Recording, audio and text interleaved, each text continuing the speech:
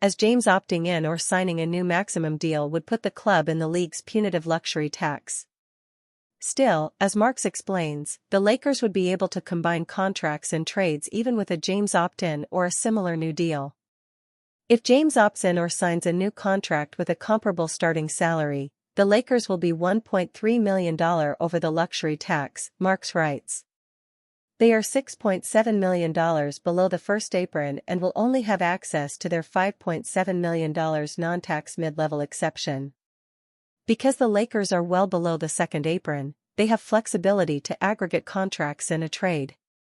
Last year, James averaged 24.4 points on .513/.376/.782 shooting splits, 8.2 assists, and 7.8 rebounds across 70 healthy games, and seems in line to earn his 21st consecutive All-NBA appearance. But in the playoffs, his vulnerabilities looked more glaring. The four-time league MVP looked gassed at the ends of games, with Redick running him ragged. He can summon up that old two-way magic, but not for an entire playoff series. Los Angeles needs help beyond James and Doncic. It may cost them a Reeves or Hachimura contract. Daniel Gafford is a trade target for the Lakers. Rob Pelinka wants a center. Los Angeles Lakers could turn to Dallas to find their next starting big man. In the aftermath of an underwhelming playoff run, the Los Angeles Lakers are determined to improve by any means necessary. According to ESPN's Tim McMahon, one trade target this summer is Mavericks big man Daniel Gafford, who is entering the final year of his contract. The Mavericks quietly sniffed around about the value of Daniel Gafford before this last deadline, and it would make sense for them to do that again this summer, said McMahon on the Hoop Collective.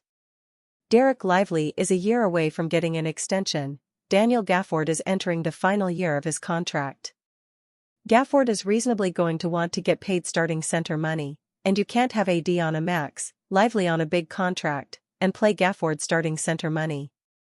Luka's obviously got chemistry with Gafford, but I don't know if Nico wants to have another chit-chat with Rob Pelinka so soon. I can put something together that would be intriguing for the Mavericks, Rui and the pick they have to give up, and a swap or two. The Luka Doncic trade gave the Lakers a leader for the next 10+ years, and now they can dedicate their efforts to building a proper team around him. The cost for Doncic was not cheap, however, and the Lakers lost most of their frontcourt depth just to pull it off. Without Anthony Davis as the defensive anchor, the Lakers were left without a starting caliber big man, and they felt it throughout the entire season. With Jackson Hayes given the starting center role, he initially thrived next to Luka and LeBron, but his effectiveness tapered off down the stretch, and the team had to adjust on the fly. During the playoffs, Hayes was unplayable for the Lakers, and by the end of the series, he was almost out of J.J. Redick's rotation entirely. Without the proper size and strength to challenge Minnesota under the rim, the Lakers lost in the first round and barely put up a fight in 5 games. Going into the 2025 offseason, the main priority for the Lakers is filling out the rotation with the proper size and skill at power forward and center. With enough depth at those positions, everything becomes easier for the Lakers, and they'll have much better odds trying to challenge the NBA's elite frontcourts. With another 2 years and $28 million on his contract, Gafford's fate is in the hands of the Mavericks, but might Nico Harrison consider more negotiations with Rob Pelinka? By giving up Rui Hachimura or a guy like Dalton Knecht, the Lakers could build a lucrative trade offer and acquire a starting center without giving up one of their main core players. As an added bonus, Gafford already has experience playing with Doncic, and their chemistry from the Mavericks would almost certainly carry over to Los Angeles. Overall, it's an ideal scenario for the Lakers that would solve one of their biggest areas of need right now. In 36 games last season, he averaged 8.7 points, 7.5 rebounds, and 2.4 assists on 70.2% shooting. The question is, would the Mavericks consider dealing with the Lakers soon after the Luka trade? If so, it could be the move that puts the Lakers over the top and finally helps them realize their ambitions as championship contenders in the West. Patrick Beverley slams Mark Williams for trolling Lakers playoffs. Former Los Angeles Lakers point guard Patrick Beverley used his online platform to criticize Lakers would-be center Mark Williams. After Los Angeles was eliminated from the playoffs by the Minnesota Timberwolves in a 5-game first-round series, Williams took aim at the Lakers with a savage tweet. By trading 10-time All-Star/power forward Anthony Davis, third-string guard Max Christie, and an unprotected 2029 first-round draft pick to the Dallas Mavericks in exchange for 5-time All-NBA first-team point guard Luka Doncic, who is 6 years younger than the oft-injured Davis and already has a higher ceiling, injured backup center Maxi Kleber, and backup forward Markieff Morris, the Lakers had a clear hole at the center position. Los Angeles Lakers general manager and president of basketball operations Rob Pelinka negotiated to find a new center in exchange for Doncic and 21-time All-Star power forward LeBron James. He traded rookie shooting guard Dalton Knecht, the Lakers' 2031 first-round draft pick, to the Charlotte Hornets for Williams, a 23-year-old rim-rolling center with a troubling injury history. But the deal was scrapped after Williams failed the team's physical. Los Angeles was able to keep the 2031 first-round pick and bring back Knecht, though he fell out of favor with coach J.J. Redick as the latter tightened his playoff rotations.